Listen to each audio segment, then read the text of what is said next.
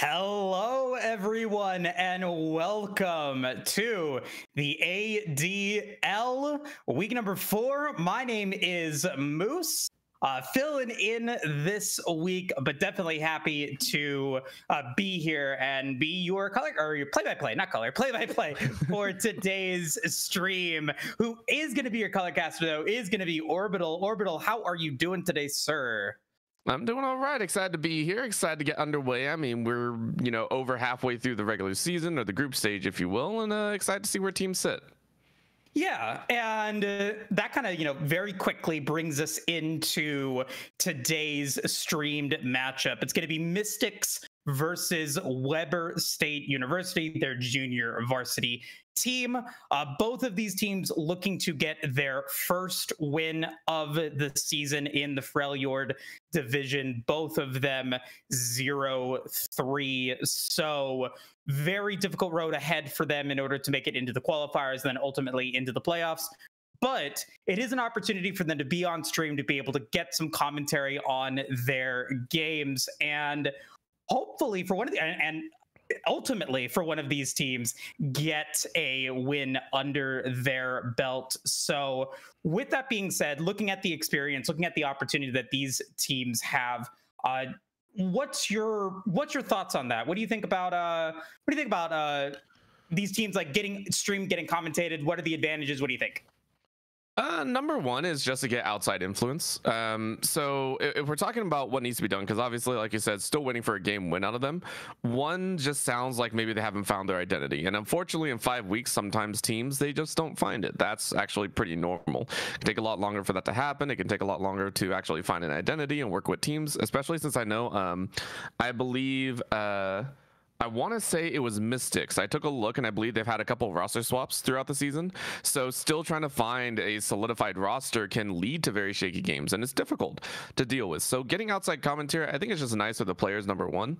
This is, I believe, Diamond Cap League, I want to say Diamond is capped here. So it's not bad. It's very, very fun. Now, here's the downsides, is your players can lose heart. Now, I do not sit here and think that, hey, these players have never been on stream before. This is their first stream match or whatever like that. I assume that they're used to it.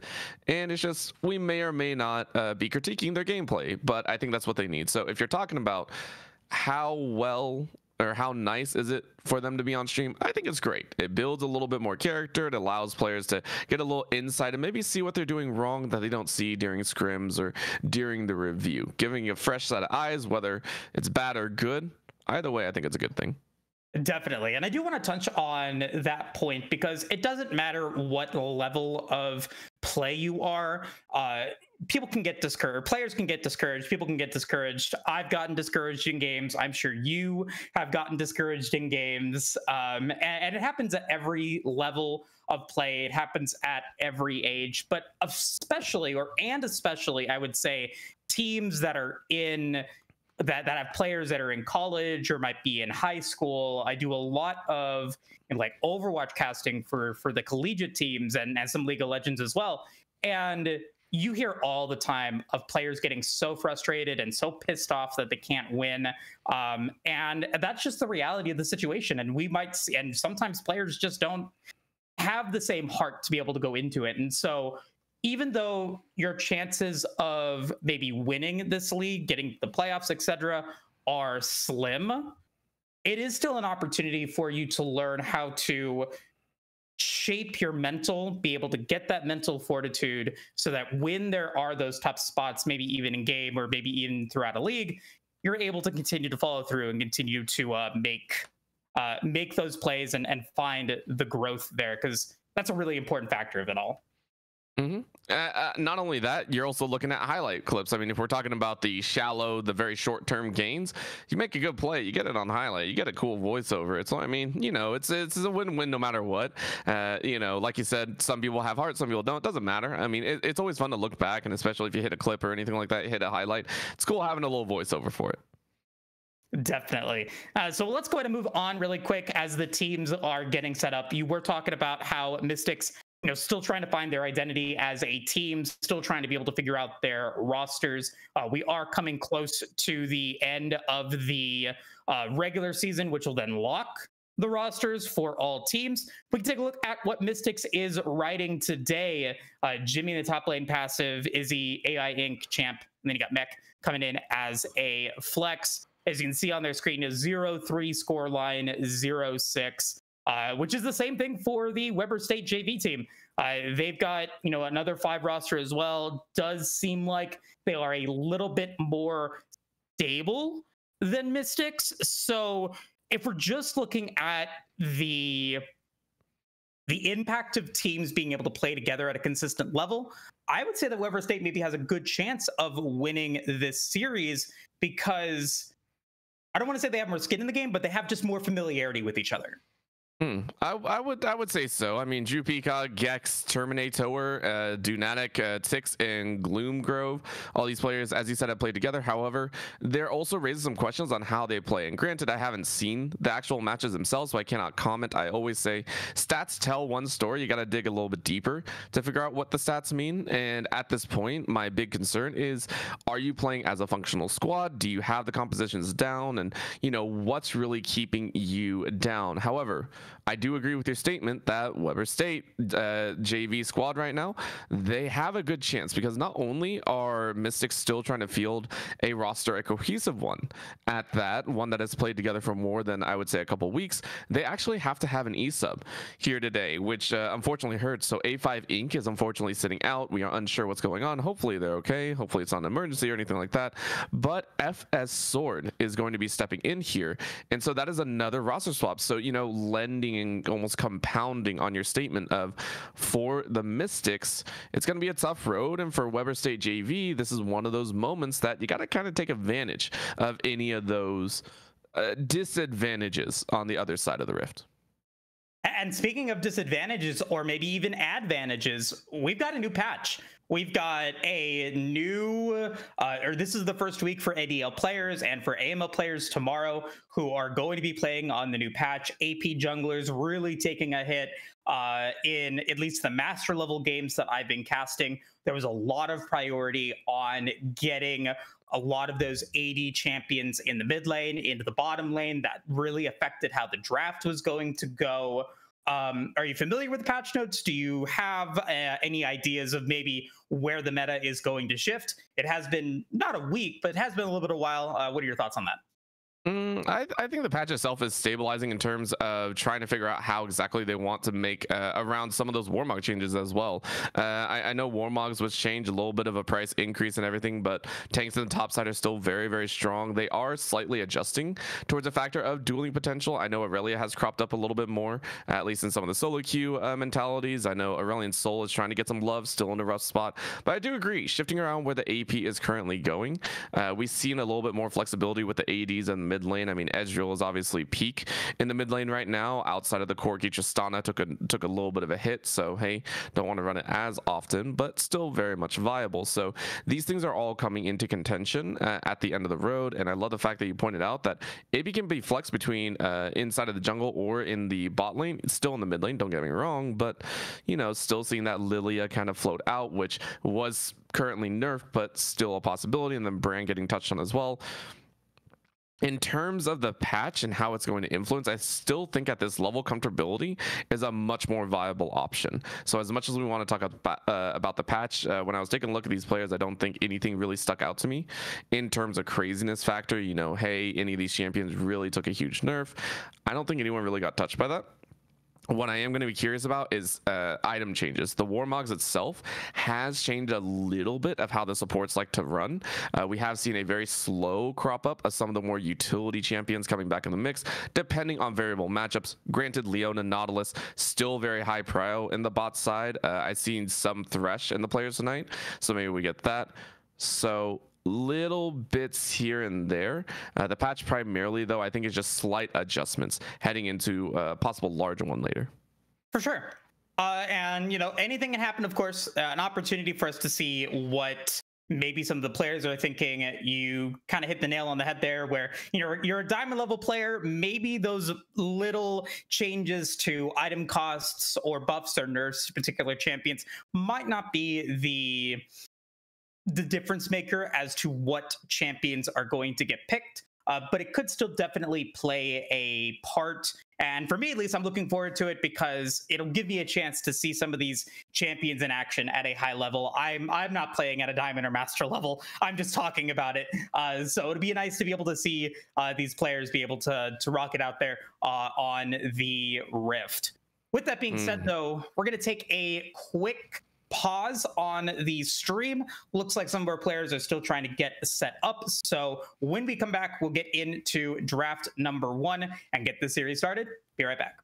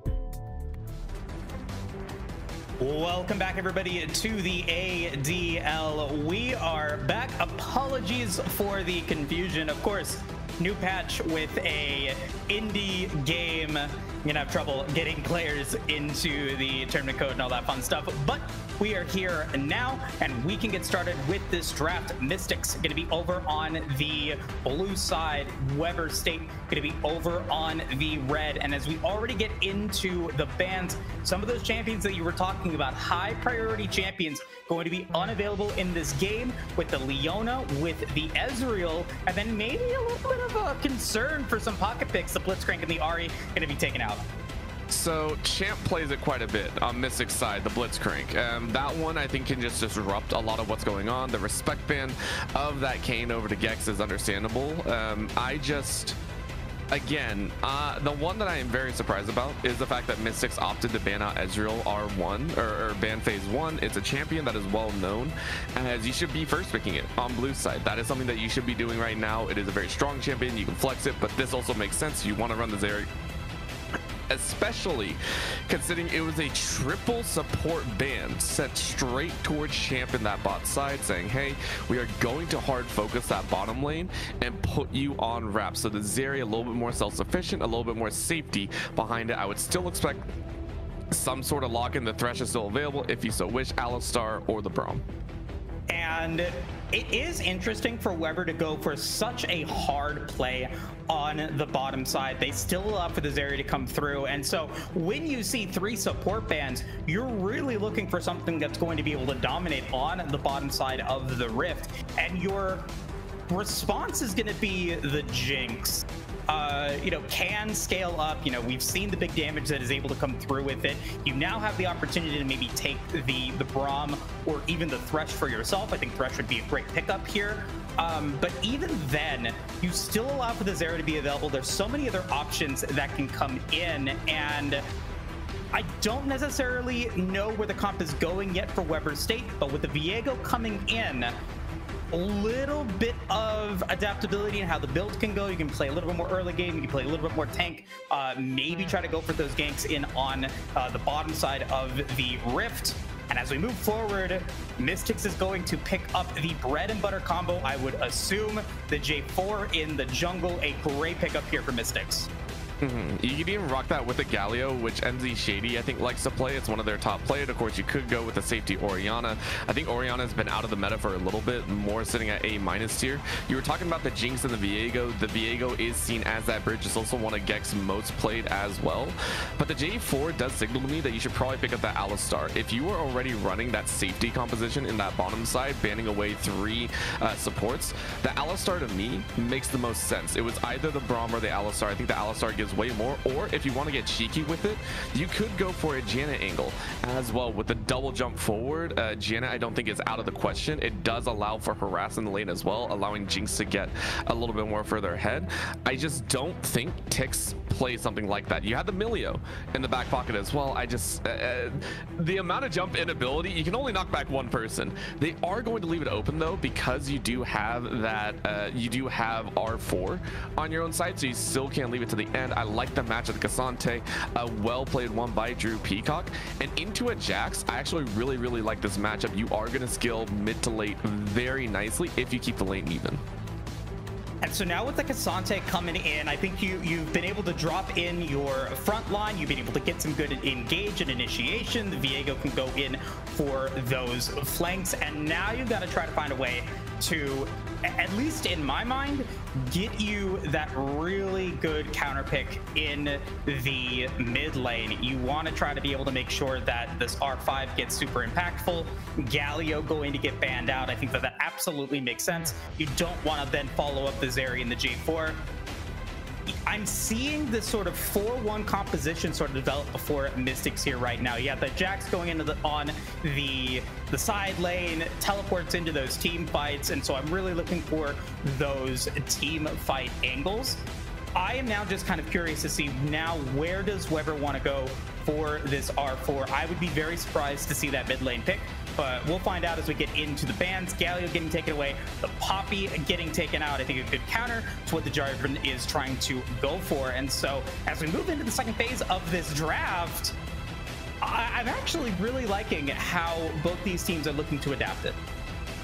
I mean, you ban out the Oriana Galio. This is Oriana Galio. This is what I was talking about. The Poppy. I don't think anyone on WSU actually plays it that much, but again, it's just the denial tool. As you can see, this is one of those. This is not one of those brain-breaking, fearless style drafts that you have to look at. This is pretty easy to at a glance to be like, the glass is clear. I think this is the best way to put it. The glass sheet in front, you know what they're aiming for. It is very simple to read, and you want to ban that out. There are really no major surprises that can come through. This is what I was talking about. A lot of that comfortability coming in here.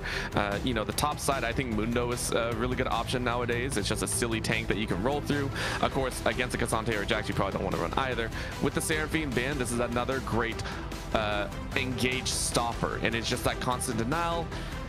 That Maokai worries me though. That is most likely a Maokai support. Once again, I don't see WSU side playing it at all, and I don't like it at support right now because that does leave the Jinx a little bit alone and vulnerable. You got a knockback, sure, but you have no real safety to keep that Jinx alive.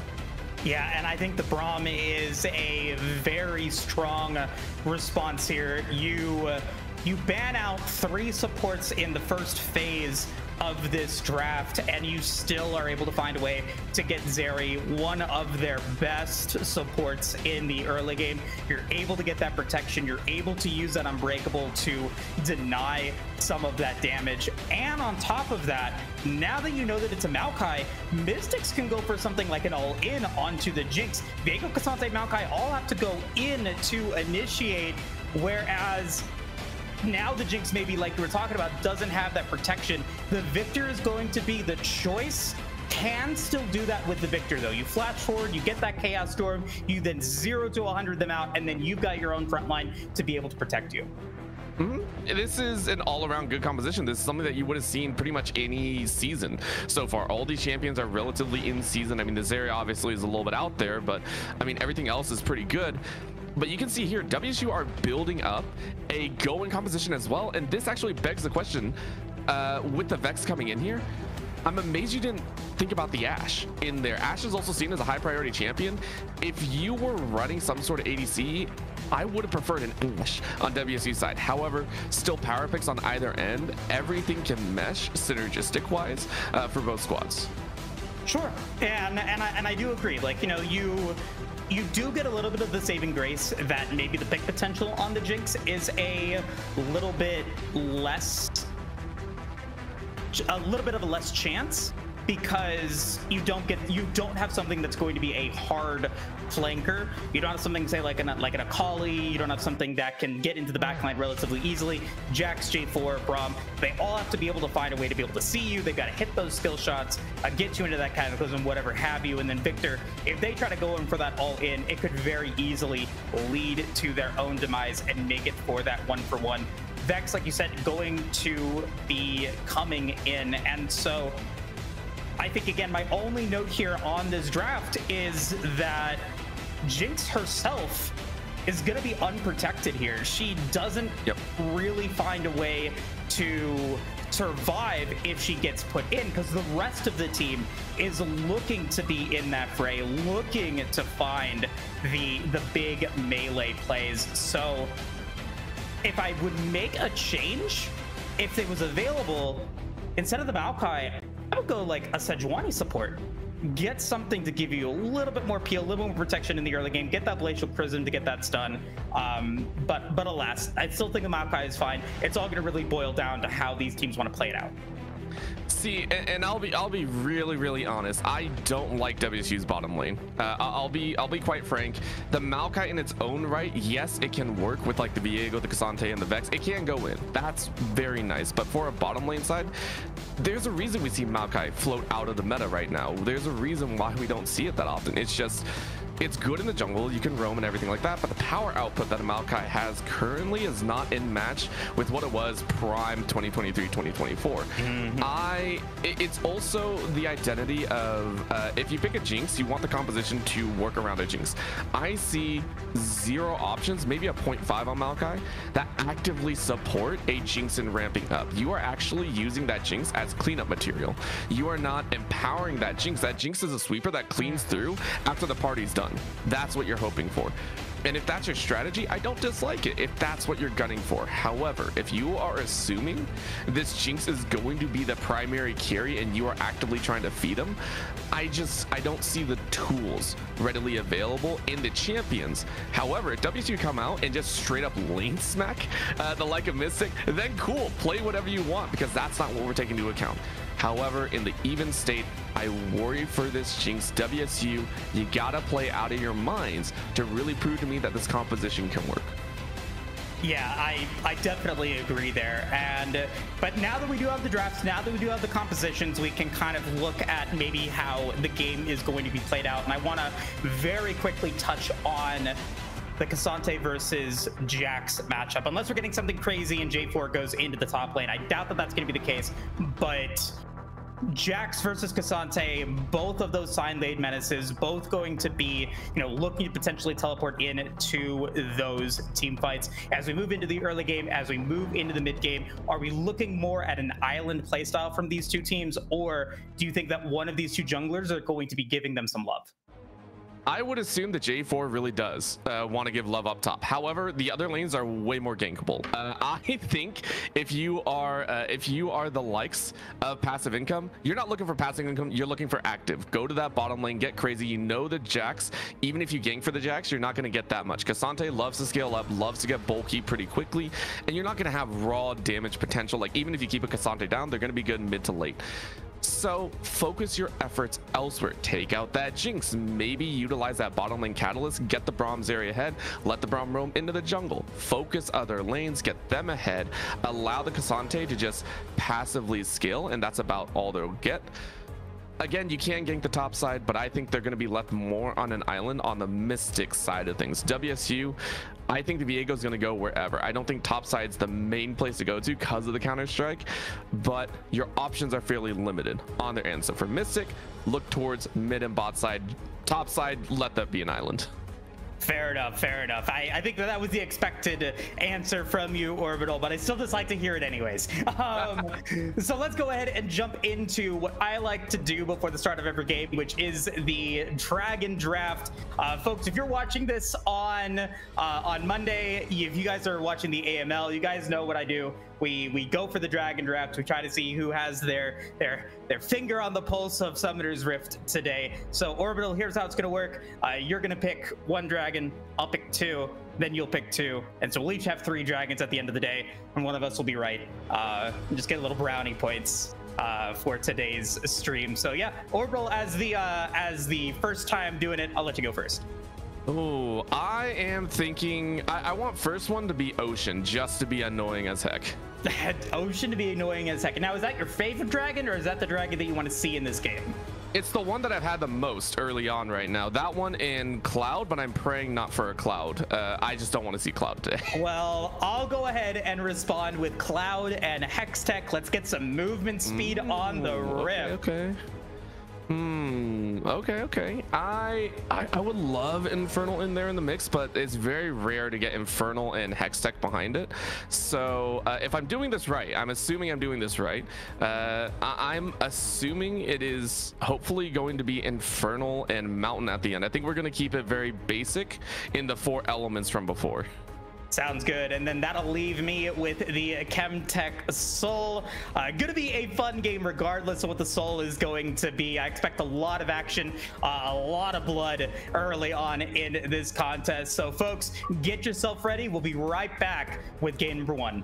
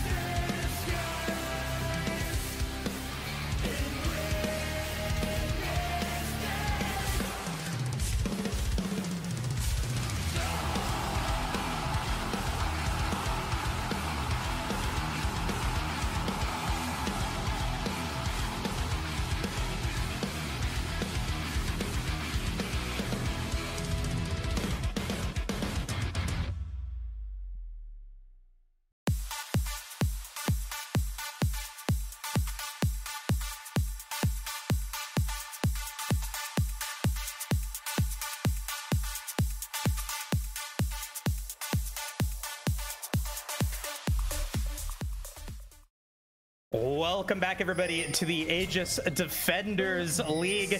Game number 1 here of this Freljord Division match.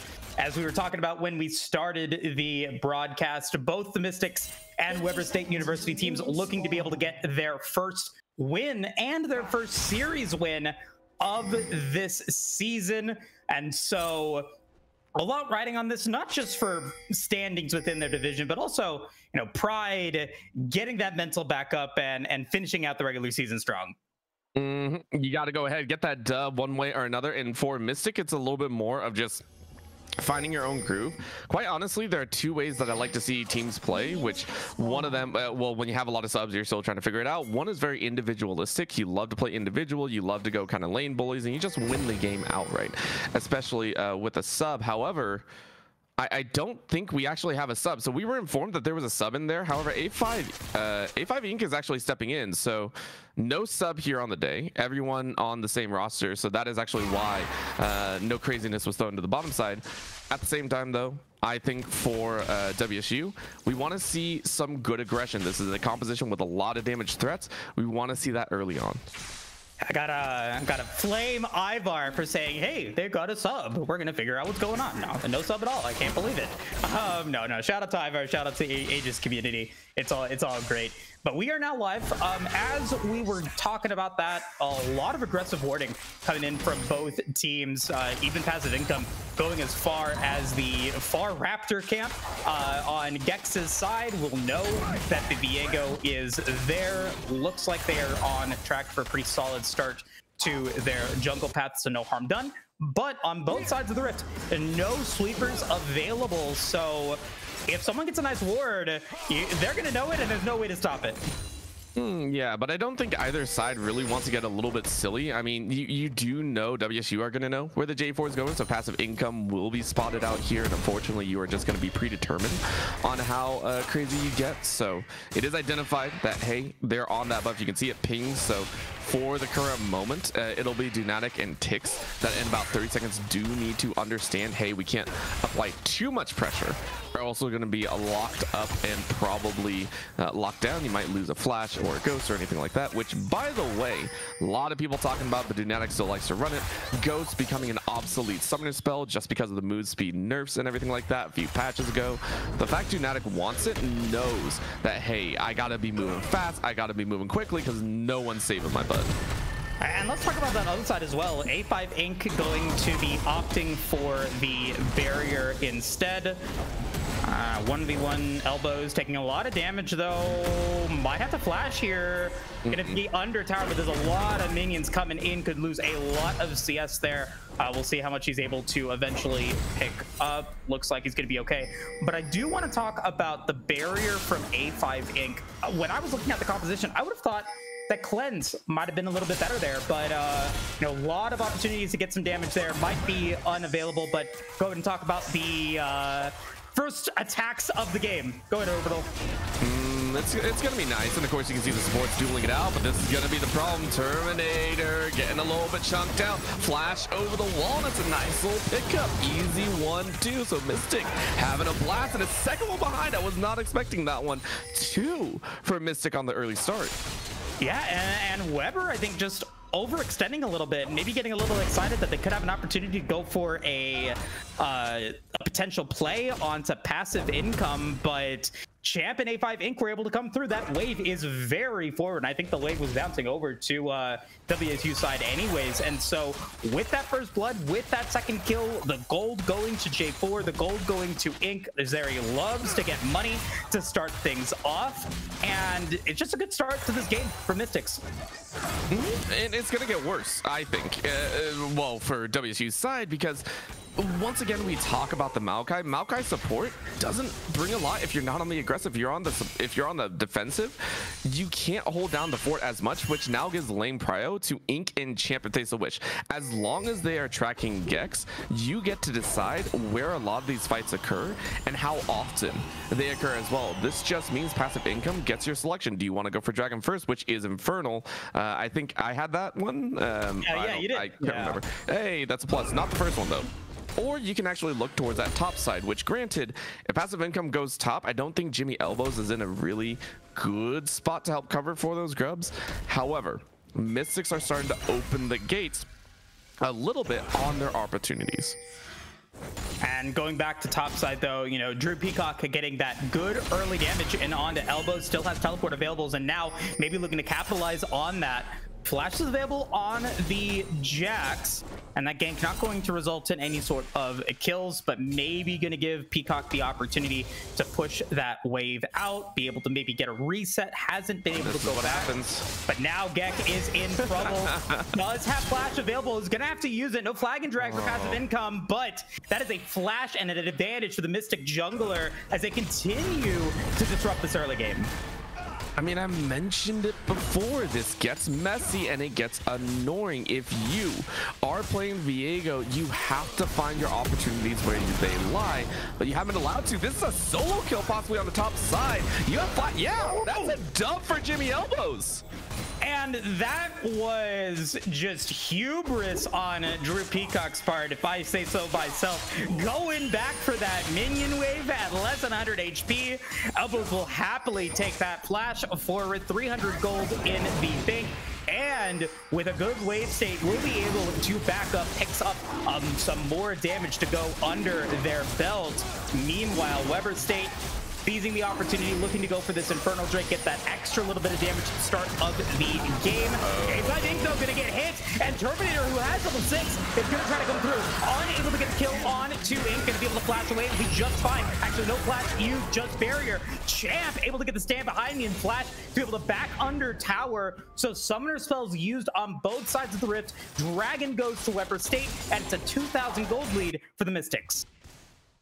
Oh, but this might be good. MZ Shady trying to throw some damage down. Okay, so nothing more than a first strike proc, but this is... So in the grand scheme of things, nothing lost by Mystic. I mean, you didn't lose any life. However, that was a bit of a misstep. You go ahead, step up, you know your jungler's not there, and you know a Vex just rotated down. You should be aware that they're going to jump on you. So WSU getting the best of both worlds in the bot lane. Now, though, trying to get a little bit more as passive income is just going to eat these rockets. Overall, though, Mystic's still coming out on top. I always like to say, if you are ahead, grubs are your friend. Oh, and very greedy coming in from A5 Inc. The trust that their frontline passive income and Champ are going to be able to keep them alive. Gets a couple more CS, but ultimately no harm done. Both sides of the bottom lane are going to be able to reset. Pickaxe advantage for Inc, who has, you know, even CS, but does have that extra kill advantage. Berserker Greaves going to be picked up for Dunatic. Dark Seals. Dark Seal actually for Terminator on the Vex. Would have loved to get that kill onto A5 Inc, but still, you know, maybe looking to try to go for some snowball-y potential here. Gex, I think, needs to get into the mid lane, get them a little bit of love, and potentially get Shady into trouble. I just don't think it's going to happen. Victor is one of MZ Shady's most played champions, but it's also a good all-around champion. You go ahead, scale up, and you're relatively safe as long as you keep your wards up. You have good damage, you have the shielding, and it's not powerful, but it's enough. Later on, Shady is going to be well protected. I mean, you have the J4, you have the Braum, and everything like that. This is why I was saying, overall, Mystic's composition is just a solid all-around comp. You know that from minute one, you're going to be pretty safe as long as you don't get too messy, and you're going to play well for it. Main thing down is, like you said, Gex needs to do something. However, Gex has been relegated to just power farming. Take a look. You are just seeing clear after clear inside of the jungle, and the 2 or 3 ganks that have been attempted, Gex has actually been thwarted on. So at the current moment, Gex is in, I want to say, desperation mode, which is weird to say when you're 0-0-0.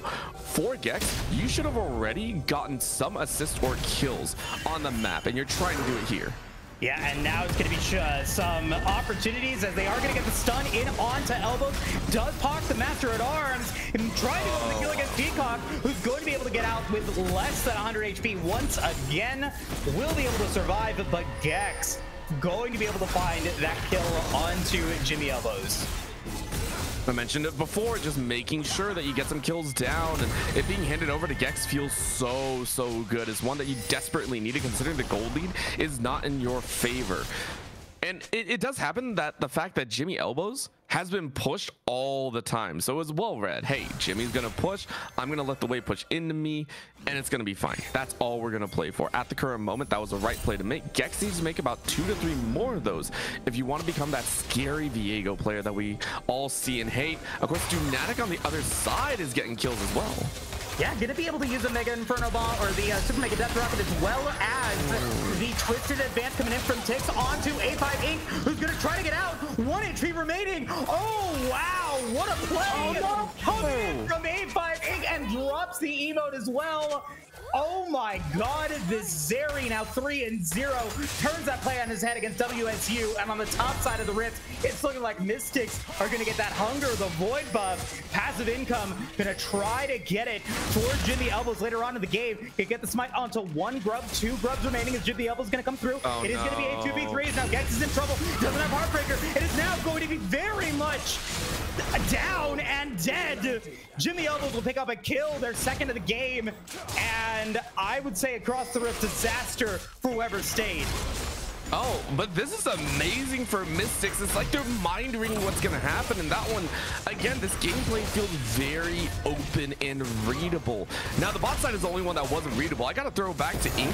Huge jump by extra pieces. We're not getting a fight in the mid lane, but it doesn't even matter. That's going to be shady to pick up a freebie kill. And all of a sudden, Tix doesn't want to be here. But going back to that bot side, Inks, I believe, running both Absorb Life and Fleet Footwork, getting double proc off, which is why we saw that huge spike in HP come back, and why Dunatic was like, what the heck just happened? So Ink with the barrier and everything, the superior ADC build. The reason I point this out, Zeri is now 3-0. You are well and above Dunatic. Dunatic will not be able to contest in a 1v1. And like you were talking about, that static shiv is going to be the result of that. Let's take a look at the gold. Let's see what Ink has in the bank. 450, so yeah, did go back by the static shiv with the double kill. The big difference maker is going to be Shady in the mid lane. 5100 versus Terminator's 33. That is a phenomenal sign for the Mystics mid laner. That Dark Seal is getting no value so far and really shutting them down, not only in kills, but in CS. And now maybe Weather State panicking a little bit, going to try to go for this play in on to the Dragon. 1000 HP remaining. The smite's going to go to Mystic. They picked that one up. Great glacial Fissure coming through from Champ, followed by the Cataclysms as the Chem Plants bloom, and Mystics continue to dominate. 9 kills to 2 in a 2-for-0 trade. Mystics dominating this game. At this point, I hate to say it, but it's kind of Jover.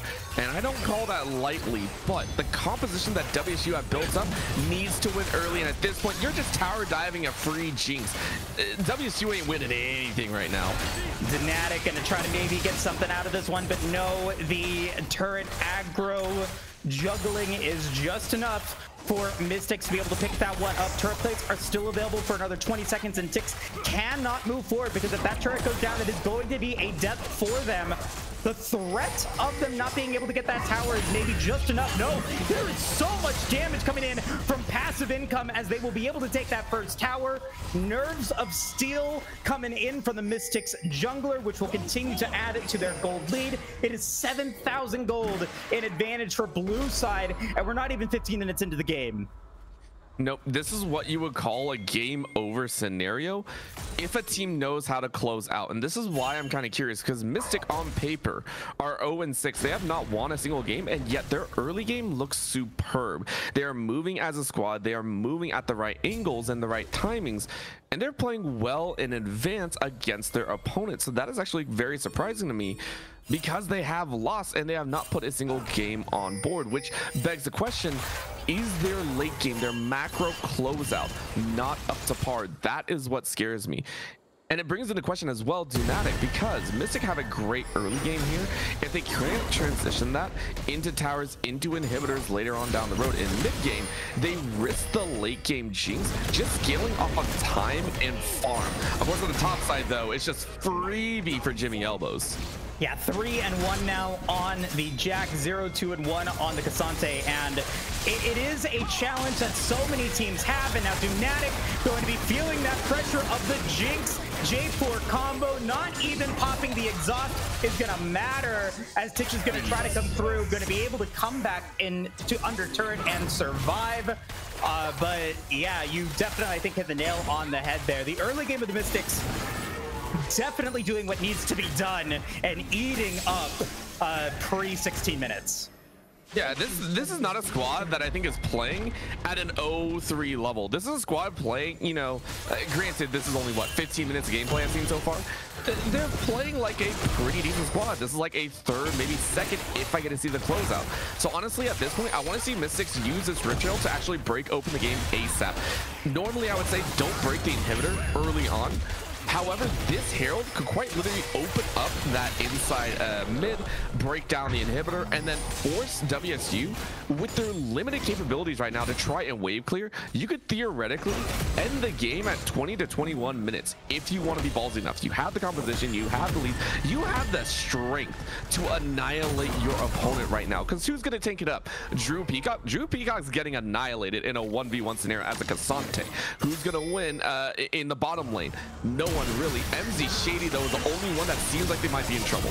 Oh, and that's gonna maybe be enough for Shady to go down, trying to be able to get out of this one. Oh, the rocket. Gonna be able to make a death rocket, and I don't think that WSU has the heart. They're worried about where everyone else is. They will let Shady survive, and that is huge. And I think that that is just another attribution to just how expensive the composition, not expensive, but the items that Mystic has in comparison to WSU is really scaring the red team from trying to go for these kills and get these shutdowns.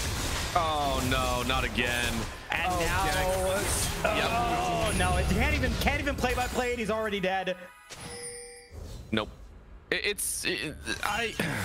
Like I said, I don't like calling games early. I always want to say if there's a win of opportunity, and there is, don't get me wrong.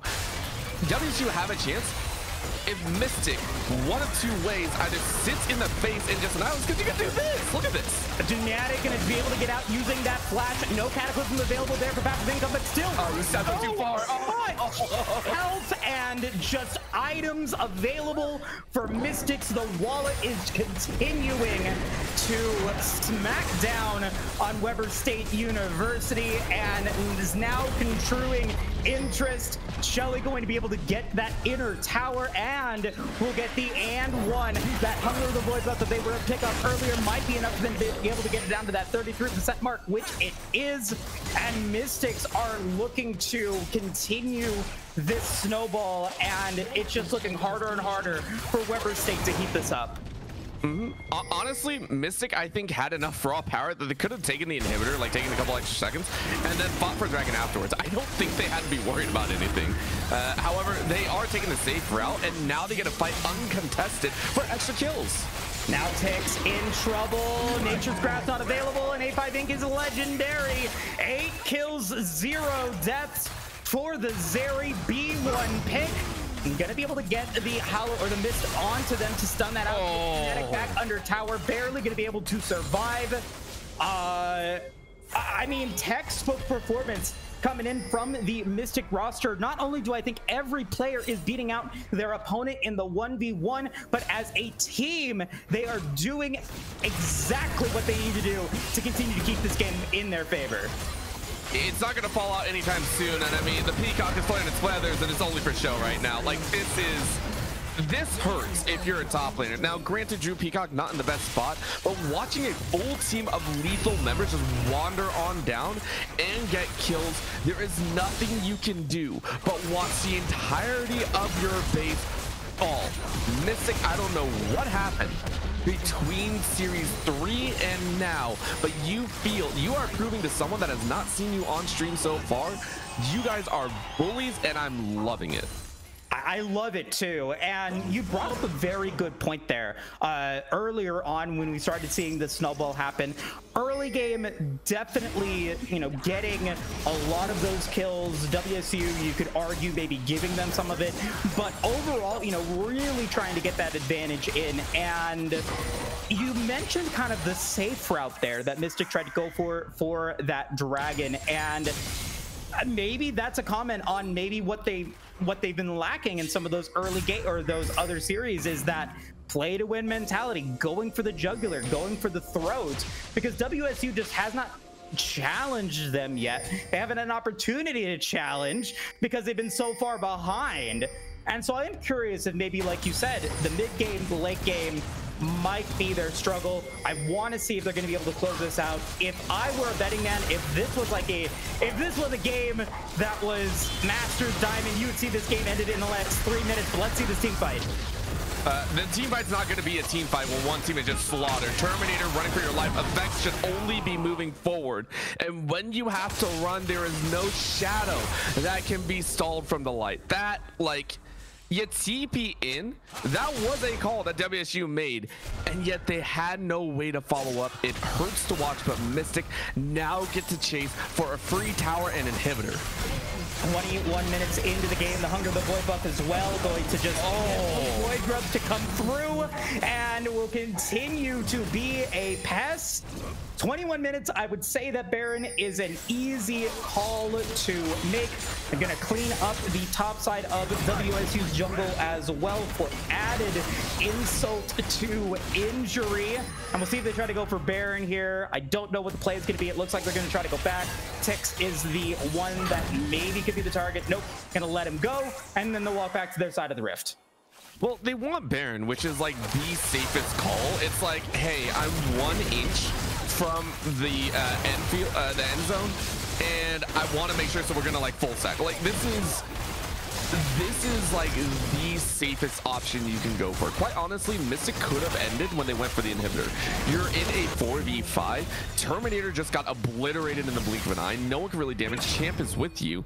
You theoretically can end at any point you want to if you just put yourself forward. You are out mechanicking.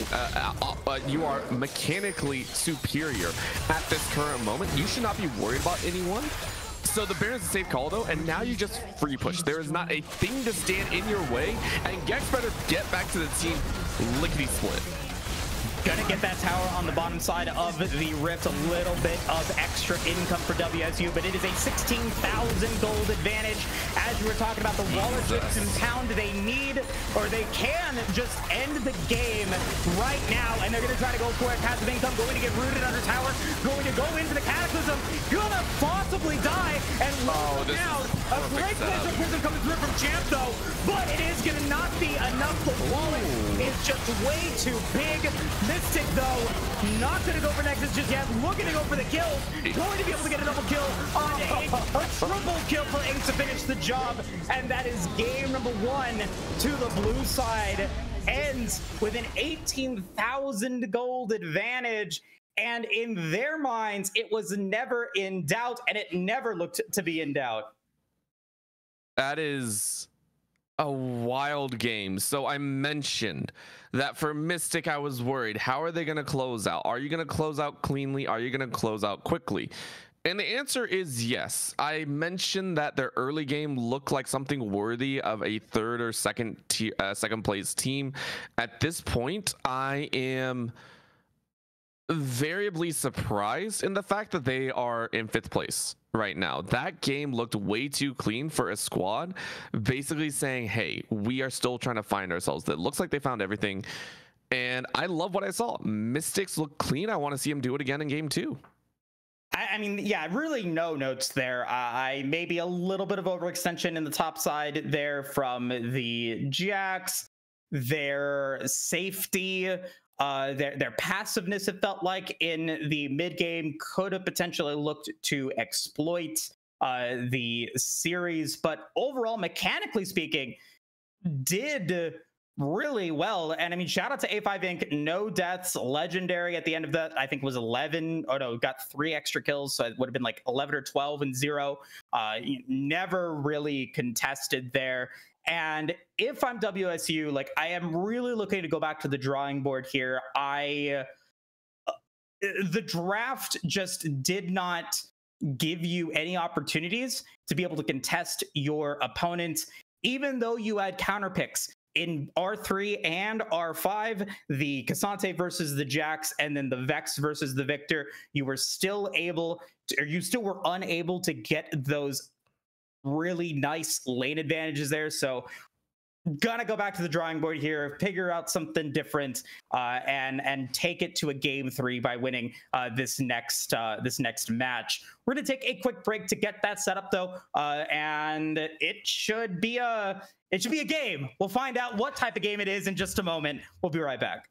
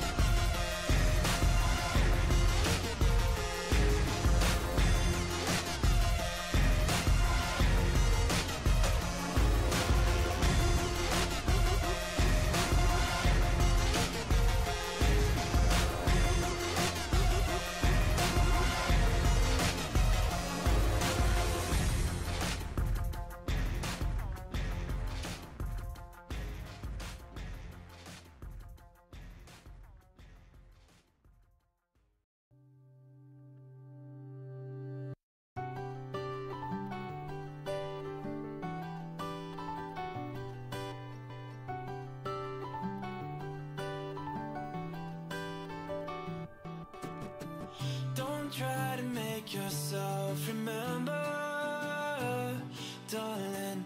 Don't look for me, I'm just a story you've been told. So let's pretend a little longer, 'cause when we're gone, everything goes on. You were staring at the window, and I said I wanna take you to the sea. And when I'm better, we'll do everything. I gotta stop making promises I can't keep. But if I was gone tomorrow, won't the waves crash on? Is it selfish that I'm happy as we pass the setting sun? Someday I'll be overcast, but you won't have to cry, 'cause we'll do the grieving while I'm by your side. I said, don't try to make yourself remember, darling. Don't look for me, I'm just a story you've been told. So let's pretend a little longer, 'cause when we're gone, everything goes on.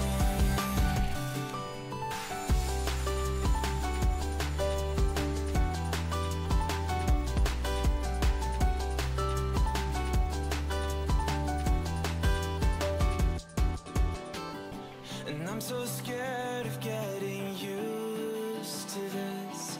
All the vines that keep you tethered in your room. Well, someday both of us are leaving here, but for now I'll just bring this sea to you. Will you meet me in the daylight like we did before?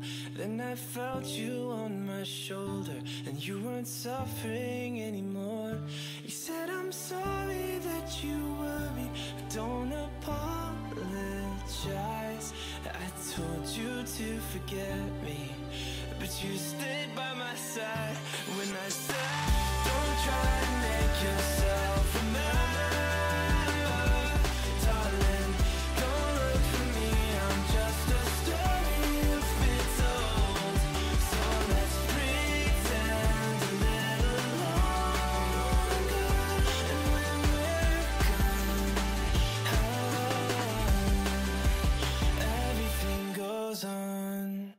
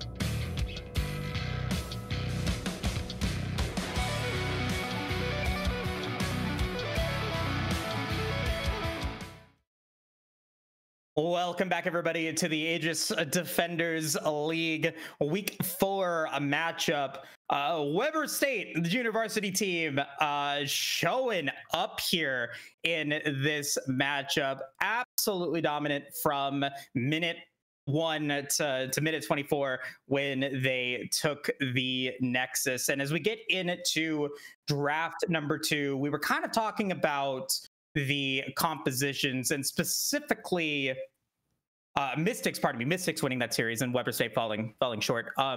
Weber State kind of maybe missing the mark on how draft was working. There are little bits and pieces, and number one is if you're going to ban triple supports, you better have a really good answer to it, and I don't think the Maokai was the right answer. And honestly, Mystics, they played the entire game extremely well. Granted, they had some really good early starts. The big thing is, for right now, was it more that Mystics were able to pick up on Weber's mistakes, or is Weber State University JV, is it just a little bit of an overwhelming aspect? So that's what I'm really curious about. So for Mystics, I want to see if they can repeat what just happened. The best way to do that, of course, is get kind of silly with it, get in the mix, and get messy on the ground. For Weber, for the JV squad, I don't want to see a triple support ban if your answer is going to be Maokai. I mean, Maokai is going to feel bad either way. And the bot lane rolled out of control anyway. I think the J4 deserves some respect in there. Or the Zeri, I guess that's another option as well. I think the Zeri, I honestly think Inc could have done that on any champion. I don't think the Zeri was, like, granted it had some escape. I think though Inc was just that good, and like I was talking about before, you remember it, the Ashe left open, grab it. Grab it, take it, lock it, don't give it away. Ashe is going to be coming through. Really quick, do you consider Ashe still a flex pick, or is this going to be the AD pick? AD all day long. AD. Don't play it support. It's not as great considering the lockdown champions that are currently available. Perfect. Yeah. So with that in mind, we are assuming that Ashe is going to be AD. Hwei going to be coming into the mid lane. That is a blind Hwei going to get counterpicked in a lot of ways, and I don't know if picking something so impactful, something that is so important so early on in the draft, is the right call here for Weber State. Malzahar is also coming through, so a lot more AP on that one. Malzahar support, maybe? That one's a little bit harder to call out, and quite honestly, I could see Hwei support being a thing for Tix. However, Tix I don't think plays it as much. Honestly, Hwei is a Terminate Tower fave, if you will. I could see it in the bot lane though. Malzahar just sets up in the bottom lane, and that might be a support pickup. And you just go ahead and say, hey, I'm going to set up for my jungler who's going to play a carry. If we could get that one more time, I think that was okay, so Malzahar is actually Hecarim, Nocturne coming in, so it's a Hecarim Nocturne mix, and that makes a lot more sense. Hecarim, a little bit more playmaking potential and less frustrating to try and pick up here. You can make your own plays, especially with that onslaught of shadows. Nocturne though, turning off the lights, and the Ashe Braum bottom lane gonna come out here. The Mystics are really building a formidable composition here. I really loved Champ's utilization of Glacial Fissure. Was able to get some good escapes with the stand behind me. I think this composition with the Ashe going to be a little bit harder to find that same level of protection. Yes, Braum is going to be able to give you some frontline. Yes, the Ashe is going to be able to slow, but if you are able to dive, if you are able to get Ashe into a tough position, you can get that down a lot easier than, say, a Zeri, and the Kai'Sa is going to be the response. I like this adaptation so much from Weber State, really trying to go all in here, really trying to go for those executes, and especially, like I was talking about, not the same level of mobility that you had in game 1. Mystics, they gotta watch out for some potential all-ins. This is going to be a lot more difficult for them to pull off, but granted, they did it last time, and yes, maybe you had to have a couple kills, but they can also all in their own. This time though, it's probably going to be an Ashe start. You go ahead, lay down that arrow, you get a good hit, and there's the call down. I like that. hey, take away the Milia. You don't want that safety behind. Granted, Milia doesn't really synergize well with the Kaisa. With the Kaisa, you want to dive, buddy. You want the Nautilus, which I think is going to be the premier pickup behind. And if Mystics have anything behind, I would say ban out the Nautilus. Just like, no, don't let that one through. It's going to be a bloody melee matchup. The Victor ban away, I think, is the right call. You leave that counter pick in the mid lane. Weber, of course, they are probably going to blind pick top side. You could go in orange. You could go a little bit of safety. The Cassante, I think, was an okay pickup, but you just have to realize the Jax might come out here. So little bits and pieces. The Shen, surprising enough. Yeah, maybe that is a comfort pick coming in from one of the players on Weber's side. It also does make sense if you do want to go for the potential all-ins there on the Kaisa and the Mount and the Hecarim. You can then go for the Stand United, get the shield, make sure that they survive. So I think overall gives you a little bit of safety. Maybe they have some information that we don't know, but because the Nautilus is still available, Nautilus is going to get picked in.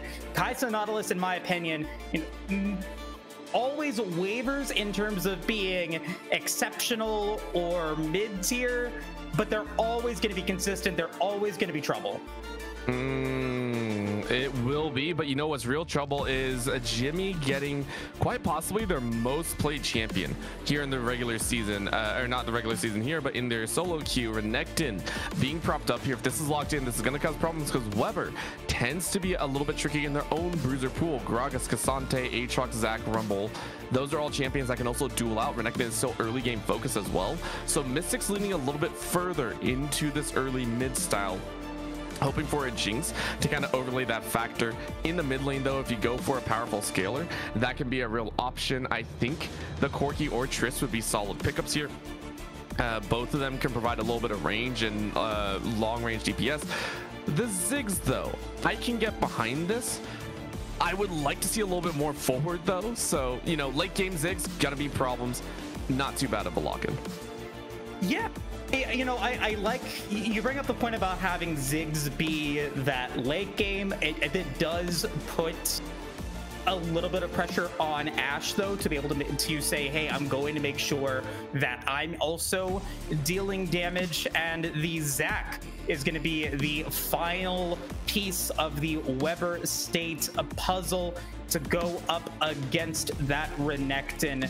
And we all know, or at least if you don't know, Renekton, like you were talking about earlier, Orbital, Renekton has some power, has some really strong kill potential. If you're really feeling ballsy, you go for, you know, the ignite instead of the teleport, try to go for those early kills. Zac maybe has an opportunity to stop that from happening, and Weber State gonna be locking this in. In terms of compositions though, Weber State I think does a little bit better in their drafting comparatively between game 1 and game 2. Oh, I wouldn't even put it like slightly. This is a significant difference. The only reason I say that is bottom lane, much more catch potential. The Nautilus brings so much more to the table than the Maokai, in my opinion. Also, the Kaisa can follow up. It doesn't need that much time to ramp up. You have a lot of enabling abilities early on. You know, you have the speed up, you have the 4 proc going down. It's much easier to facilitate follow up behind the Hecarim, who also has a facilitation of I can duel early if I'm level 3 and the like. Mid lane, you have the Hui, a comfort pickup for Terminator, and this one you can provide artillery support from a long ways away. And the Ziggs, I mean, once the satchel's down, you don't have much behind it. For Weber State JV, I think this is miles better than game 1. Game 1 champions made sense in individual vacuums. As a composition, felt stale. Weber State this time around feel much more cohesive and at least the direction they want to go. I definitely agree with that there. And the last point I want to get to before we go into that Dragon Draft is I think Mystics believing that they're going to snowball once again here, picking champions that can start that snowball like the Renekton, like that level 6 Nocturne, to make it to where Weber State just cannot go online. I still think that there is an avenue where Mystics just doesn't have enough oomph in the mid game and the late game to be able to finish out the jobs, even if the Ziggs is fed, even if the Ashe is able to get those good kills. Still could potentially be cause for concern if this game goes relatively late.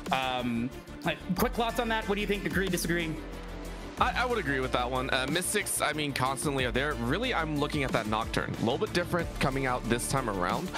It is going to be a little less, I want to say, enably instead of being the follow-up behind. As soon as level 6 hits, I want to see the Nocturne ganking, but the J4 has so much early pressure in terms of jumping into the lanes. That's why we saw the likes of Gex get so far behind in game number 1. This time around, Nocturne needs to do a little bit more of that, maybe in dueling potential, but I think Mystics still have good bridges. Early game, pretty strong with the Renekton. Nocturne can bridge early mid, and then you have the late game power, especially if Ashe gets online. So I would say Mystics can still steamroll if they want. Weber are going to make it a little bit more difficult. Weber State JV. For sure. And we're going to go ahead and jump into the Dragon Draft really quick. It was a Chemtech Soul Orbital, which was, I believe, one of mine. Yes. So, with that being said, you'll get first serve again. Okay. I want to see... I think last time we saw the Infernal come up first Dragon, not second. So I want to see Infernal first once again. Want to see Infernal? I want to see... I would love to see that Ocean Soul this time. I even love to see the Mountain Soul. I'm going to go with those two. Okay, taking mine. So you know what? I'll get more fire under this end. So let's go ahead and do Chemtech and Hextech for myself. Perfect, and that will leave me with a Cloud. Gonna be a fun game regardless of what soul it's going to be. Like you said though, I'd love to see an Infernal. I'd love to see a Mountain Soul.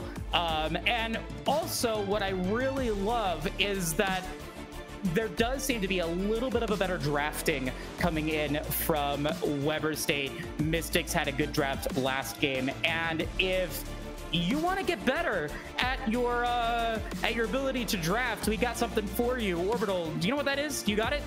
I'm not sure. You'll have to tell me about it. What is it? I do need to scale though, because I'm like hard stuck Emerald. Oh God. I thought you knew. Oh no. Oh no. I know what it is though. We got it. It is our friends and our sponsors for the 2020-2024 season. It is ProComps. Our sponsor is not like any of the other drafting tools. It's your personal draft coach, perfect for both teams and solo players. You can pair it with any other app you use. It stands out with features like custom champion pools, personalized tier lists, and live draft advice. You can think of it as a virtual coach and strategy toolkit all in one. They offer real-time champ and ban recommendations and already have 200,000 downloads and thousands of daily users like Orbital and myself.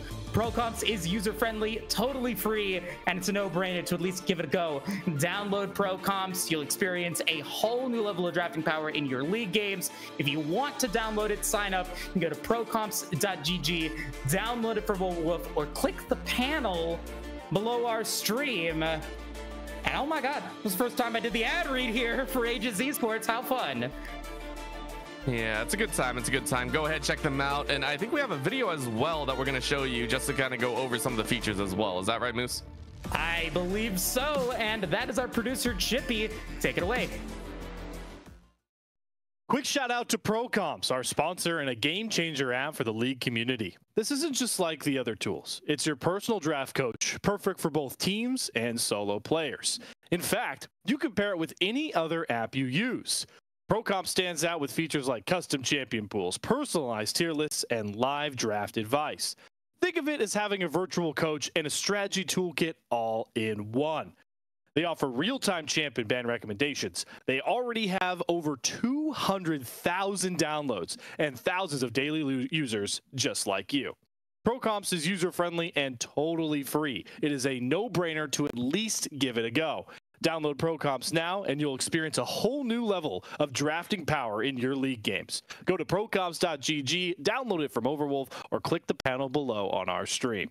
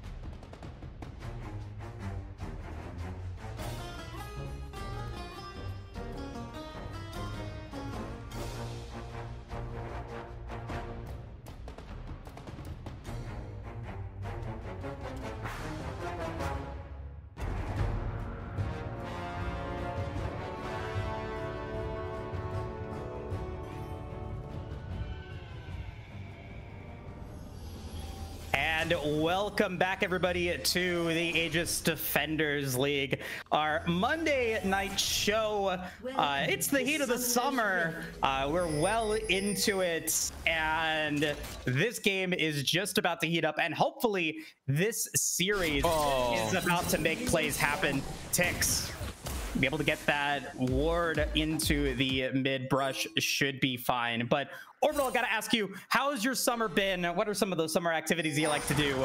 You're having a good year so far, I guess. Oh, more work, and then more work, and a lot of less sleep. So that's what I'm doing here. I've also been watching a lot of League, making sure I keep up with things. I mean, the pro scene is kicking off, of course. Silliness is abound, and also watching Aegis. So I mean, I think I'm having a good time here. Awesome. And yeah, it's great. We love it. Shady, though, not getting the message. Gonna go for a snowy effect on their Ziggs. Don't know the name of the skin. I'm not that well versed, but doesn't matter. Doesn't affect how the champion plays, and we'll go ahead and get started. Once again, aggressive positioning on the wards coming in from both sides, as Mystics are going to go for a steal as well. Orbital looking to get that blue buff away from Weber State, and they are going to take it, but Mystics not going to be doing it blind. Gix will know and to be able to try and go for the blue buff steal themselves. And here's actually the difference now. So A5 Ink is actually out right now. I would like to point that out. FS Sword is now in. So this is actually where the swap came in here. And this is changing the style of the game. So FS Sword, I know Ink played some ADCs, but I don't think Ashe was up there. FS Sword, I think most played is Ashe. So that's going to be the big game changer here. Very, very large difference. As Sword is allowed a large lead, that might shake things up quite heavily. Of course, the other fact is we got vertical jungling going on, so Gex has priority over the top side, which means MZ Shady actually has to be a little bit worried about how hard they are currently pushing up in this mid lane if they're not warding out properly. So little minor differences from game number one, where the game is not going to be as stagnant and the junglers are not going to meet as organically as in game one. Ideally, or allegedly, that should be the case. As we take a look at top side, Drew Peacock going to aggressively push, as you were talking about, the vertical jungling coming in from Gex. Doesn't yet have the red buff, but now an opportunity potentially for a first blood. Flash going to be used by Esme, as Ghost was also used by Gex. Doesn't go for the kill, so it is just summoner spells traded for both sides. And the thing is, MZ Shady should have known that. I do believe Shady hasn't dropped a ward at all either, and that actually really surprises me. You should have been well and aware of the fact that, hey, you know, or actually no, you didn't have a ward. No, you did. I'm trying to take a look. You didn't place a ward at all. You should have known that vertical jungling. You should have dropped a ward just in case the Hecarim did decide to gank, and that should have been identified. So a little bit rough there on MZ Shady. That actually gives a lot of power back to Terminate Tower, but it's actually just even things up, because take a look at the CS difference. MZ Shady, even though you lost a flash, you have a pretty hefty CS lead. I would say 300 gold worth, so, you know, 2.5 waves or so already in your favor. And that's, you know, very impressive. I think of, you know, good CSers in AML and all of that. You want to go for that 10 CS minute mark, not quite there, but it's still looking to maybe get that later on. Gank potential coming in from Mystics as Patrick going to come through, but it's first blood in the top lane. Drew Peacock once again is going to get a solo death against the Renekton. That is wild, and this is going to open up this bottom side. Is this going to be dangerous? Fnatic going to be forced to flash away, but I don't know if they're going to be able to survive this one. Going to cleanse out 1 HP. Going to be able to survive, and passive income will take a turret shot and a lot of damage, but is also going to be able to walk away. That is 3 summoner spells used for the Weber State bottom side. No summoner spells used from the 3 members of Mystics. It's just that good, and this is actually the raw difference here. MZ Shady getting a pretty extensive lead in the mid lane. Yes, you lost Flash, meaning you can't push as hard as you did before. However, you still have a damage lead over Terminator, and so that means Gex doesn't really have power. And the fact that topside lost, Drew Peacock is not in a good spot. The Zac is not going to really enjoy this, and this means Jimmy Elbows gets freedom in the top lane. Gex is once again in the situation where on a ganking jungler, you don't actually have a lot of good routes. You're not going to enjoy this that much. Is this gonna be another solo kill? Good dodge away. Yeah, gonna be able to get out of that one, but Elbow's doing exactly what needs to be done and paying the Zac attacks.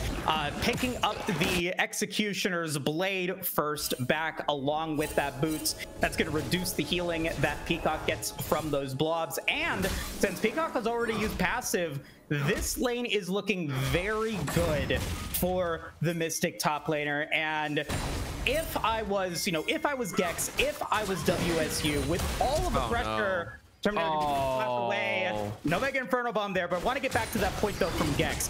How does Gex recover the top side of the Rift, considering that he had that vertical jungling, considering that Drew Peacock was the first blood?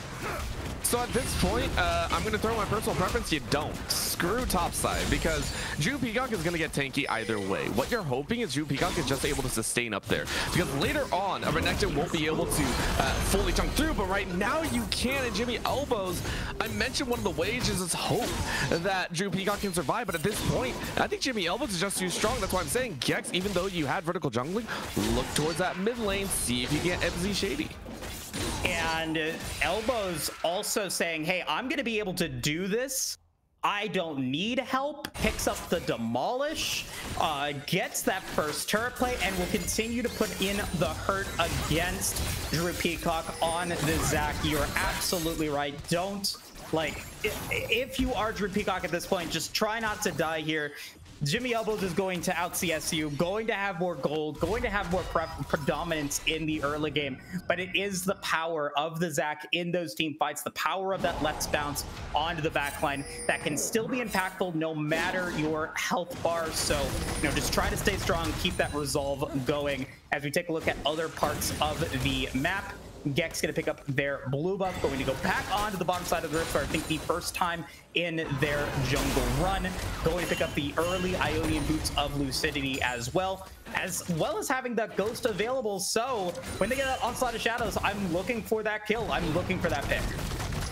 I mean, you need it. And also, this falls back into the same situation of Gex not having early pressure. The thing is if you were going to make a play on the top lane, that needed to happen at once you hit level 3. As soon as you cleared that lane, yes, you ganked mid, you should have gone straight top or something, because you felt like that was going to be a problem. Now mid lanes didn't get trouble. And no flash available for Terminator, will be taken out. You look at both of these junglers, both of them have high impact ultimates that need to get picked, and it's passive income that draws the first strike. Meanwhile, on the bottom side of the rift, it is going to be a kill against Tix, but Fnatic is going to be able to make it a 1-for-1 as Ghost and Onslaught of Shadows were used. So overall, though, both junglers getting effectiveness out of those first ganks. They do, however, passive income is allowed to get a lot more than that. And it's an extra kill, 300, and maybe even another turret plate for Mystics. Nope, not going to be the case, but still, Drew Peacock now 0. Oh, do it to him. Do it to him, Sword. Do it to him. You know you want. Yes! Just being annoying. So the whole reason that I was so happy about that is you get to be annoying against your enemy jungler, and that also means passive income because you just took care of top side. You now get to 3 quadrant. Your opponent remembered Gex, went straight to the bottom side of the jungle, cleared it out, and then looked for the gank bottom side, which means passive income took control of everything, meaning passive income is going to finish up their own jungle relic. Terminator, though, is going to try and change that. And we'll see if they can go for something here. They got Terminator coming in, going to be able to get a nice dredge line. Wow! Ungrateful, or the Unbreakable though from Champ is very good. Going to be 1 HP. Killer Instinct into that last auto attack to take out Champ. A good roam from Terminator. No Wards of the River from Mystics is going to give Fnatic their second kill. A highly necessary gank, and now you're going to try and do it in the mid lane as well, but this time Shady is well warded up. But the gank bot side, heavy determination. It was just an answer back. Passive income is now going to draw to that bottom side as an arrow is let loose. And it is going to hit in on to Tix, who's now half HP remaining. Paranoia is up and ready, and Fnatic says, I cannot lose this bounty. Tix will fall to get an extra kill into the jungler's pocket. And with that extra 300 gold, it is going to be a almost, or about 2,500 gold advantage for the Mystic side. Drew Peacock going to get a little bit of help in from Gex, as the Grubs might be the play here for Weber State. Do they want to try to go for this dive though against Jimmy Elbows? Does not have dominance up for a couple of seconds, now has it available, decides against it. I don't think he can. Honestly, too strong. Jimmy Elbows is too strong. Up a level, 2 levels over the enemy jungler. You don't have control of a lot. Gex needs to be on life support mode, which is why you're trying to take this topside jungle, which you're actually going to be run out of it because Jimmy Elbows is cutting you off. So unless Gex just tries to hold, this is going to be a dangerous spot, because take a look at where passive income is as well. Yeah, and now we've got Paranoia coming through, as well as that is available. Gonna have to use it defensively to get back under tower. Would have been great if WSU was able to get those Void Grubs and get that Hunger of the Void buff. Alas, maybe not getting the most value out of it. No one could really get the big usage, but it is just gonna be a 3-3 Grub count, ultimate for ultimate use. And for what it's worth, right now, WSU JV are doing what they can. That gank in the top side, Gex just trying, and it was just well matched by passive income. The pressure around those camps, Gex is trying to hang on to it. Terminator even ganking on the bot side, which at this point feels like it's going to be a misnomer because Tix has to flash away. And all these little bits and pieces, they're crumbling around WSU JV. They are trying their best though, and they are scrapping what they can, which is why this goal lead has not expanded any further. And now it's going to be the depth charge in onto Sword, as well as the Stampede onto Sword. Going to get hit by the Dredge line, and that is going to be 2 kills for WSU. But now the collapse coming through from Mystic, and Jimmy Elbows going to drop that dominance on to Dunetic. Trying to get that move. He's going to get caught in onto the minions. And you don't want this. You guys don't want this. The left bounce, going to try to get able to get out of this one. Is now Esme Shady going to try to pick up more kills here for Mystics. That is going to be the Zach Blobs going down. 1 HP on Tix, who is able to get under tower, but Peacock not so lucky. Makes it a 2 for 2, I believe, in the bottom lane. I think that was a 3. No, you're right. 2 for 2 right there. It was a Kaisa as well as Drew Peacock. Both of them did fall. However, at the end of the day, Mystics still come out ahead in this value. Keep in mind, yes, you burn TP and everything like that. The expenditure of WSU JV, though, means that they lost an extra play. They're gonna lose Dragon here. And the kills still even out, meaning overall, Mystics came out ahead and they barely lost anything. The only thing here, can Gex get a silly steal off? I don't know if they can. They're gonna try it. Does have the Onslaught of Shadows available. Can't get into it. Hextech Trick will get taken by Paranoia's up. And now it's going to be a 3v4 though, as that's going to be a nice utilization of that Dredge line once again from Tix. And Chance will fall as well. That's a shutdown going over to the Nautilus, who has had so many great Dredge lines. Where was this potential Nautilus play in game 1? Yes, 1 and 2, but those 6 assists, that is a 100% kill participation on this Nautilus and the support WSU. Definitely feels a lot better than game number 1, but keep in mind, Jimmy Elbows is still very, very strong. So for Tix, it's an upgrade in terms of value. However, we want to see even more heading into that mid game. An arrow landing down on the bottom side, but a nice buffer by Tix keeps you alive. The main thing is you want to even up those plate counts. And take a look at that difference. Right now, that is a huge jump by MZ Shady, who will pay most likely with their life. Good flash away for that knockback. The plate count, though, is wild. MZ Shady not only got mid lane tower for free, but you got all 5 plates. You got a total of 5 on the side lanes as well, which is ballooning this gold to a little bit stronger lead as well. Yeah, massive advantage right now for MZ Shady in the mid lane, who is going to burn build, by the way. So this is going to be an annoying and frustrating Ziggs to deal with. And shout out to Shady, who has won in solo lane in the early game against Terminator in both of their matches, dominated as a victor against the Vex, and still has a 30 CS advantage against the Hui here in game 2. It was almost a 2,000 gold advantage when we were looking at that one. So, you know, very nicely done coming in from the Ziggs. 1-0-1, has 3 stacks on that Dark Seal, as that little bit of money advantage, that siege potential for Mystics going to come out, going to be first turret, first brick going over to Mystics to add to that gold lead. And this is actually where the composition really spices up. So we were talking about that that B5 Ziggs pickup, which we were seeing go up against the Hui, which is kind of the all-encompassing factor. Mystic just really wanted to make sure that the Ziggs was going to be safe and MZ Shady could push forever. And the big part is, yeah, the Hecarim's there, but MZ Shady is playing out of their mind. Even in game number 1 on that Victor, able to outplay a lot of the games that came through.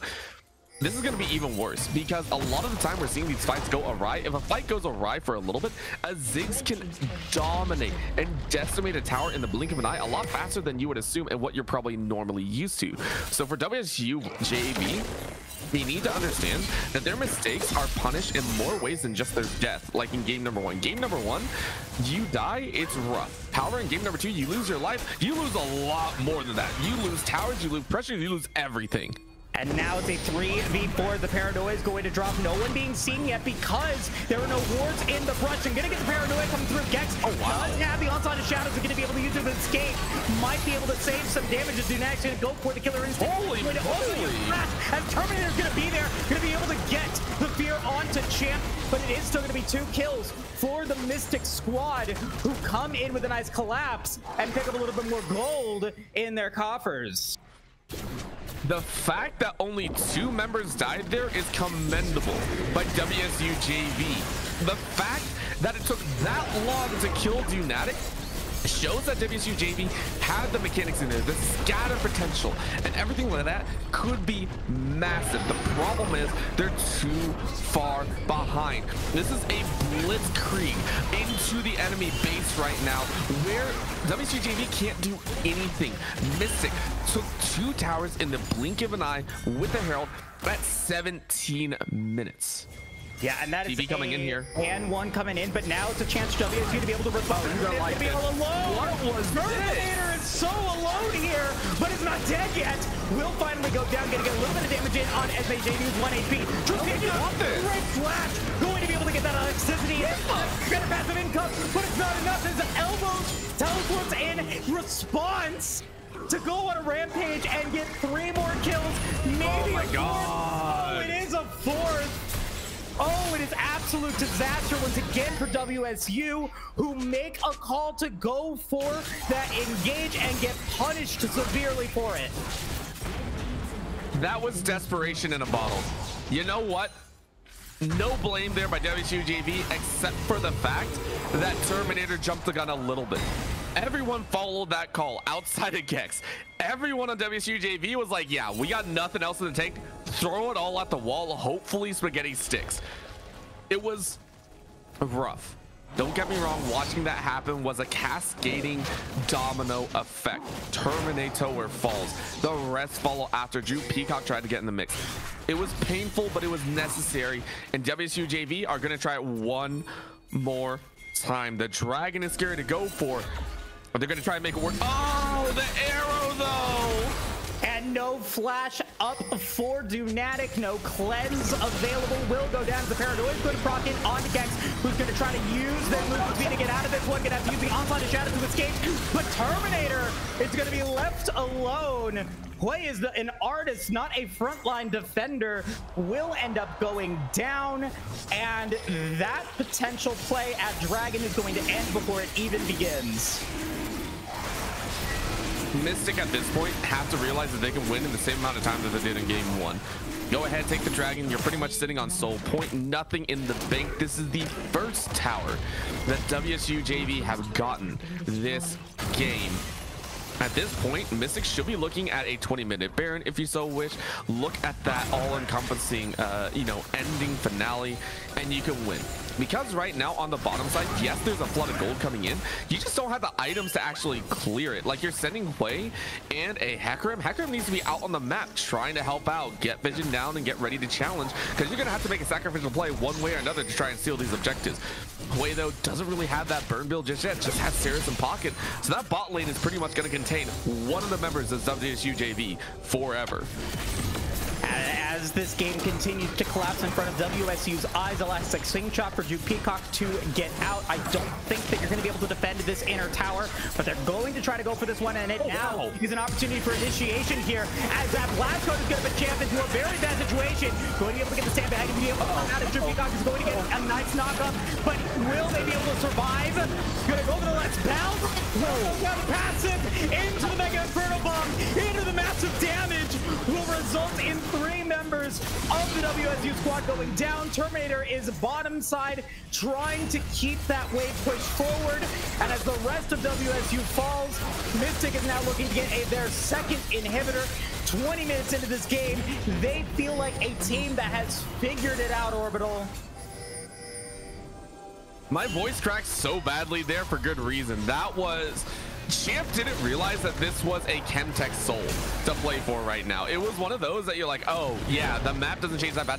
Got Blast Cone. That was an error on Mystic's point. If this was even, WSU JV would have had the ample time to kill the Braum and then move their way into Baron. That would have been the play call, but Mystic were too far ahead. They're able to rotate in. They crush any sort of advancement. Champ gets to live, but that's pretty much the GG factor. So right now, it is just the final toppings on the cake before selling it in the shop. This seals like $1,000 on the bucket. Mystic, I mean, you're well within your range to close out in about 23-24 minutes. And we'll see if they are able to do it, as now Gex is going to be caught out. No warding in the red bush. Jump will work for Elbows to be dominating here in this contest. As we Shady going to teleport in. They could go for the Baron. They could potentially go for the end with 2 inhibitors down. They're going to clear out the jungle. So once again, they're playing a little bit safe here, looking to be methodical, looking to continue to find things in their favor, as the Enchanted Crystal Air will land it onto Dunatic, followed up by that Mega Inferno Bomb to go to half-8, followed up by the Paranoia. Passive income not even afraid of the turret damage. Half HP still available as Terminator is now into the fray. Does have their ultimate available. Could potentially get a big fear here. They need this one. They want to be able to keep their hopes of winning this series alive, but it's not going to happen. Once again, the early game, the macro game, the solo play coming in from this Mystic squad is just way too damn good, and they will win this series 2-0. Both games less than 25 minutes long. Clinic going to be on display here for this blue side as they pick up the ace to end up this series. Destruction at the end. MZ Shady, we'll call it a deathless game. Technically not, because you left your life for the meme at the end. But this looks like a whole new squad. Honestly, I don't know where the squad came out of, and quite honestly, they still have a shot at running for the playoffs. If they win their next series this cleanly, they will be sitting at a 2-3 record, which, depending on the outcome of some of the other series, has the potential to put them into, I believe, 3rd or 4th place. So, you know, opportunities abound. And I can't sit there and say Weber didn't try. Weber JV tried to put their best foot forward. The compositional shift in game 2, very solid. You rotated into an all-encompassing forward game, which on paper actually synergized quite well. The Zac, the Hecarim, Hui for the backline, Kaisa to dive in along the Nautilus. These are premier champions to an extent. But you were overrun by just solo Q-esque. And I mentioned in game number 1, that was actually Weber JV's style. In game number 2, though, it was once again on full display that Mystic have their stuff under control and tangle with the best of them. And I mean, overall, though, the squad there from Mystics, like you were saying, definitely solo Q-esque. All of them performing well, getting those laning, getting and being successful in the laning phase. You can't go wrong with that. But if I'm Weber State and I'm looking at this series and I'm looking at the way that it played out on stream, I'm really looking topside. You've got to be able to stabilize that lane, because as you saw, if your opponent is able to get that big snowball, at best, you have fed a tank that is then going to be a frontline menace as you move into the mid and late game. At worst, they pick a scaler, they pick something that's going to be able to exploit early game advantages like a Renekton, like a Gwen, to then make it impossible for the rest of the team to be able to develop. And so I think that my big takeaway here, if I'm WSU, is we got to focus up on the top side of the rift, got to focus on that top jungle duo, make sure that you don't get marooned on an island that you can't get out of, and a big volcano in the top lane opponent comes through and takes you out, because it was really hard to see them get dominated by a Renekton in the late game. That shouldn't happen in most games. It hurts to say, but I think overall it was just well played. And at the end of the day, you got to go back to the drawing board. Off season will be a little bit of time for maybe a revamp or anything like that, or just to go back through and see how you do. So, I mean, I don't hate what happened here. I mean, Weber JV, I think, took a lot away from this one. So hopefully we get to see a little bit more come the collegiate season for them as well. Oh, definitely. Yeah. And, you know, it is the summertime. You know, there is still time for that collegiate season to come through. There's a lot of opportunities for, you know, players to learn and adapt. And then especially if they're not, you know, all in the same area. Once you get back to school, I would have loved to have an esports team when I was in college. Not going to be the case now that I'm an old man, but regardless, really fun to see, and a really fun series to watch. Glad to be here. Before we go, Orbital, any further things you want to say? Nope. I just think Mystic played extremely well. They're a brand new squad, and if they can roll through, we might have a Cinderella story on our hands. Absolutely.